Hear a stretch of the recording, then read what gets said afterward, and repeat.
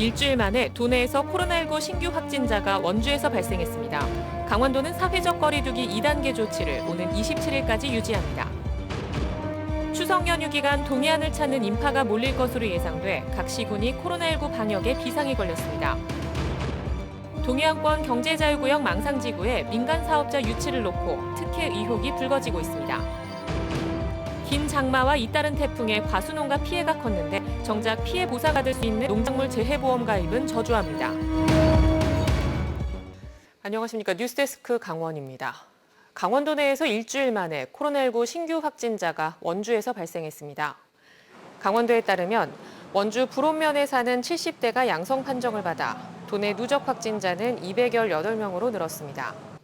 특히 추석을 앞두고 재확산 위험이 높아지고 있어 강원도는 정부 방침에 따라 사회적 거리두기 2단계 조치를 오는 27일까지 일주일 더 연장했습니다. 특히 이번 명절이 올 가을과 겨울 일상으로의 복귀를 결정짓는 최대 변수가 될 거라며 고향 방문과 여행 자제에 적극적인 동참을 요청했습니다. 코로나19가 재확산하면서 이번 추석에는 정부가 고향 방문을 자제하라는 이동 제한까지 권고하고 있습니다. 하지만 동해안 자치단체마다 추석 닷새 연휴 기간 관광객들이 몰릴 것으로 보여 방역에 비상이 걸렸습니다. 홍한표 기자가 보도합니다. 수도권의 사회적 거리두기가 2단계로 하향 조정된 이후 지난 주말 동해안 관광지 호텔과 리조트는 객실마다 투숙객들로 가득 찼습니다.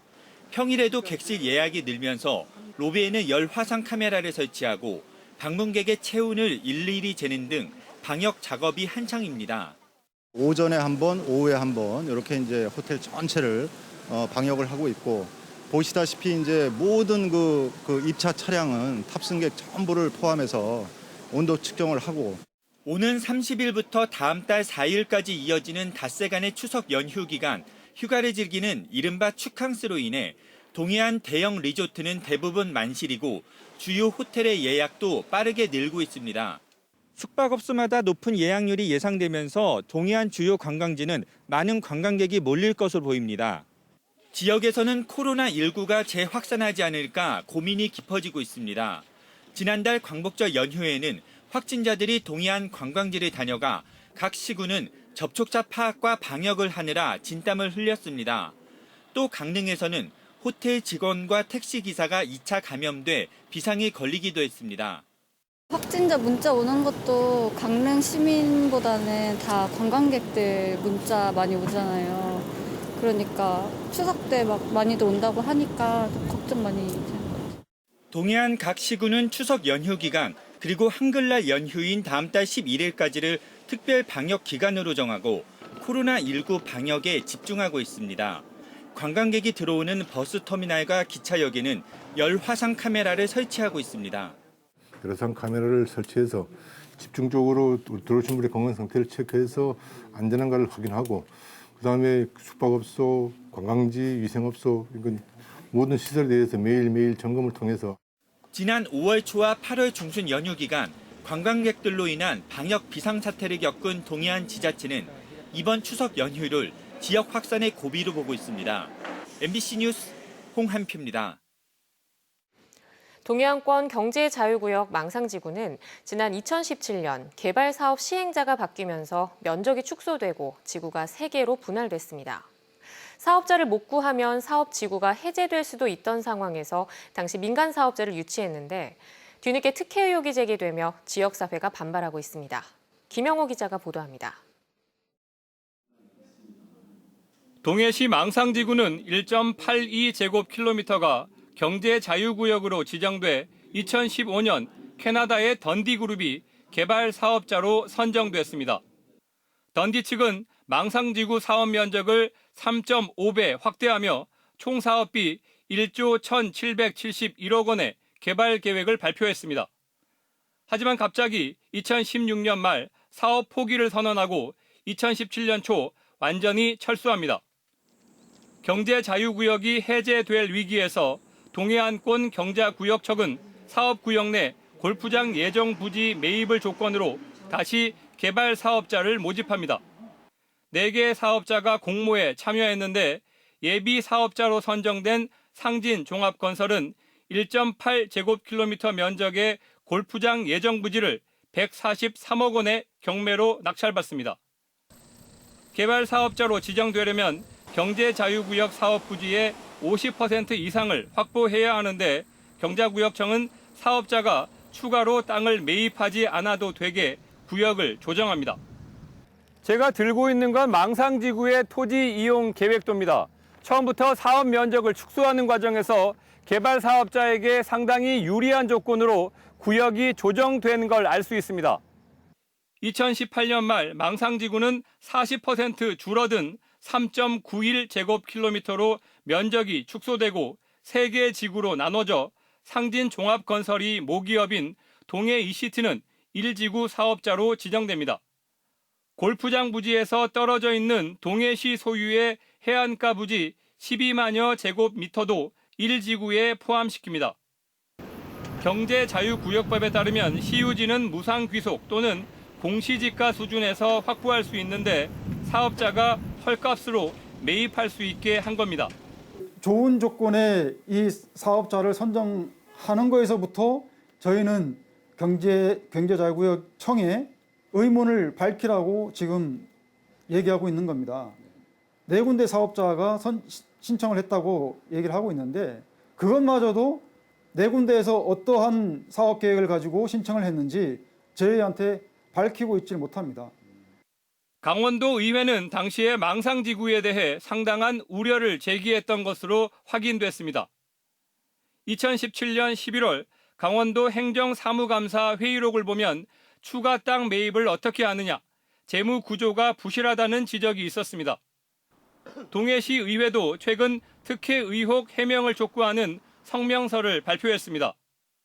개발 사업의 공익 목적을 더욱 단호하고 최근 제기되고 있는 망상 1지구 개발 사업 시행자 선정과 면적 축소, 지구 분할 과정의 각종 특혜 의혹을 10만 시민이 납득할 수 있도록 소상하게 해명하라. 동해안권 경자구역청은 사업이 좌초될 위기에서 기업 유치 전략으로 경자구역법에 따라 민간 사업자를 선정했다고 밝혔습니다. MBC 뉴스 김영호입니다. 강원도교육청은 오는 12월 3일 실시하는 2021학년도 대학 수학능력시험 강원도 응시자가 지난해보다 1,307명 감소한 12,347명으로 나타났다고 밝혔습니다. 특히 재학생은 9,787명으로 1,469명 감소했지만 졸업생은 2,194명으로 77명 증가했고 검정고시 지원자도 366명으로 85명 증가했습니다. 사회탐구 영역에서는 생활과 윤리, 과학탐구 영역에서는 생명과학원, 제2외국어 영역에서는 아랍어가 가장 많은 선택을 받았습니다. 이번 주 수요일부터 2021학년도 대입 수시 모집 원서 접수가 시작됩니다. 강원도 내 4년제 대학들은 강원 지역인재 전형을 마련하고 우수한 지역학생 유치에 나섰습니다. 강화길 기자가 보도합니다. 수시 모집을 앞두고 강원도 내 대학들의 지역 인재 전형이 주목받고 있습니다. 지역 인재 전형은 말 그대로 강원도 고교에 입학해 졸업하는 학생만을 뽑습니다. 강원도 출신끼리 경쟁하는 거라 전형 조건이 조금 수월합니다. 강원대는 수시 모집 인원의 24%를 지역 인재 전형으로 뽑습니다. 올해 신설된 의예과는 강원도에서 가장 많은 15명을 선발합니다. 특히 수능 최저 학력 기준을 낮춘 것이 눈에 띕니다. 일반 전형은 영어를 제외한 3개 영역 등급 합이 5 이내지만 지역 인재는 6으로 낮췄습니다. 반면 지역 인재 전형으로 15명을 뽑는 한림대와 14명을 뽑는 가톨릭 관동대 의예과는 여전히 일반 전형과 똑같이 3개 등급 합 4를 요구하고 있습니다. 춘천교대는 강원 교육인재 전형 모집 인원을 60명에서 72명으로 늘렸습니다. 1단계 선발 인원을 3배수로 확대했고 면접 방식을 현장 면접에서 영상 면접으로 바꿨습니다. 이처럼 강원도 대학들이 지역 학생들을 위해 완화된 기준을 마련했지만 문제가 없는 건 아닙니다. 지역 인재를 선발하는데 교과 전형 비중이 여전히 높습니다. 고교 3년 전체 학생 성장 과정을 보는 학생부 종합 전형보다는 교과 성적을 우선시하고 있습니다. 가톨릭 관동대, 강원대, 한림대 등 6개 대학이 교과 전형, 강릉 원주대와 연세대, 춘천 교대만이 학생부 종합 전형에 두고 있습니다. 그나마 다행인 것은 강원도 수험생들에게 불리하게 작용했던 수능 최저 학력 기준을 강원대와 춘천교대, 의학계열을 제외하고 모두 없앴습니다.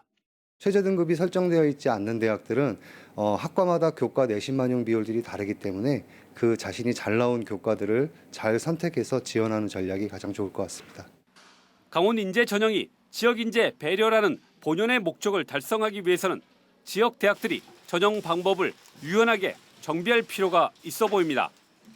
MBC 뉴스 강화길입니다. 올해 긴 장마와 잇따른 태풍으로 농작물 피해가 커지고 있습니다. 이런 피해를 보상하기 위해 농작물 재해 보험이 판매되고 있지만 농민들은 가입을 꺼리고 있습니다. 박은지 기자입니다. 양양에서 40년 넘게 배 농원을 갖고 온 김익환 씨. 베테랑 농부인 김 씨도 올해처럼 힘든 농사는 처음입니다. 봄철 냉해부터 여름철 긴 장마, 최근 잇단 태풍까지 과수원을 덮치면서 남는 것이 거의 없습니다. 그나마 다행은 농작물 재해보험에 가입돼 있어 일부라도 보상을 기대할 수 있다는 겁니다. 저는 처음부터 이렇게 끝까지 지금 보험을 이렇게 들어서 뭐 혜택도 보고 그랬는데 일반 농가들은 이 보험 한번 들었다가 수혜를 못 받으니까 그다음부터 보험을 안 들어가고. 양양 낙산배 재배 농가 60여 곳 대부분이 이런 낙과 침수 피해를 입었는데 재해보험에 가입한 농가는 10% 정도로 10개 농가 중 9개 농가는 고스란히 손해를 봐야 할 처지에 놓였습니다. 이게 이제 한 번 더 당하면 나 농사 못해 포기 이런 상황이 벌어질 거 아니에요. 지자체에서 한 50% 보조해 줄게 가입해 이런 식으로 권유를 한다고 하면 용기 내는 사람이 많지 않을까 싶어요. 정부 지원 등으로 보험에 가입할 때 실제 자부담은 20% 정도지만 면적에 따라 금액이 커지고 67개 품목만 보장되는데 같은 품목이라도 품종에 따라 조건이 달라 복잡하다 보니 가입을 꺼리고 있습니다.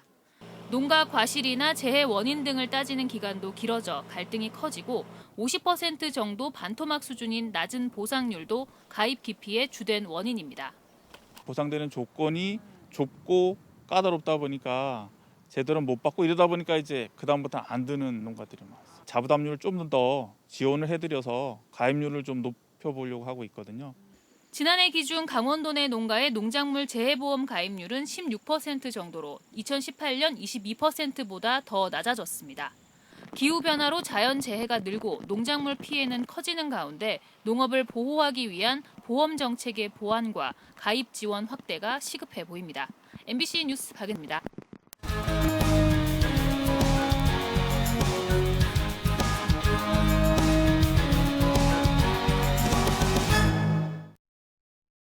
강릉 제진 동해 북부선 건설 사업에 대한 양양군 주민설명회가 오는 24일 양양군 문화복지관에서 열립니다.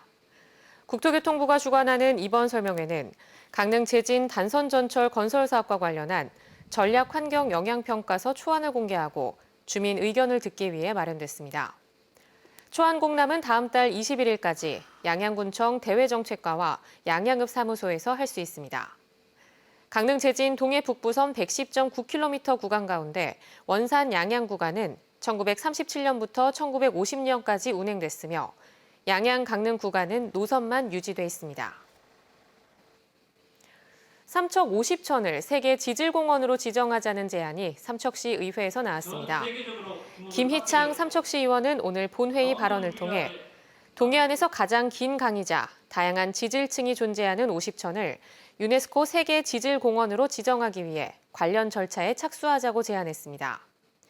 김 의원은 세계 지질공원으로 지정되면 문화, 관광, 경제적인 파급 효과가 커 관광도시 위상이 강화될 거라고 주장했습니다. 세계 지질공원으로 인증된 곳은 현재 44개국 161곳이며 국내에서는 제주, 청송, 무등산, 한탄강이 지정됐습니다. 동해시 묵호 지역 체류형 관광 활성화 사업으로 추진 중인 묵호등대 오션프론트 공사가 시작됐습니다. 동해시는 관계기관의 인허가 절차를 마무리하고 현재 육상 구조물과 행상 기초 공사를 진행 중이며 연말까지 공사를 마무리해 개방할 계획이라고 밝혔습니다. 무코 등대 오션 프론트는 도제비골 스카이밸리와 연계해 해상의 길이 85m, 폭 3m의 인도교를 설치하는 사업입니다. 제1회 해변 장애인 인권영화제가 온라인으로 열립니다.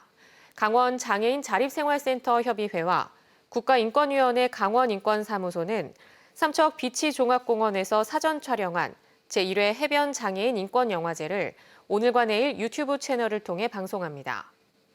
이번 영화제에는 코로나19로 어려움을 겪은 대구 지역 장애인들을 다룬 감염병의 무게를 비롯해 5편의 장애인 인권 영화가 선보입니다.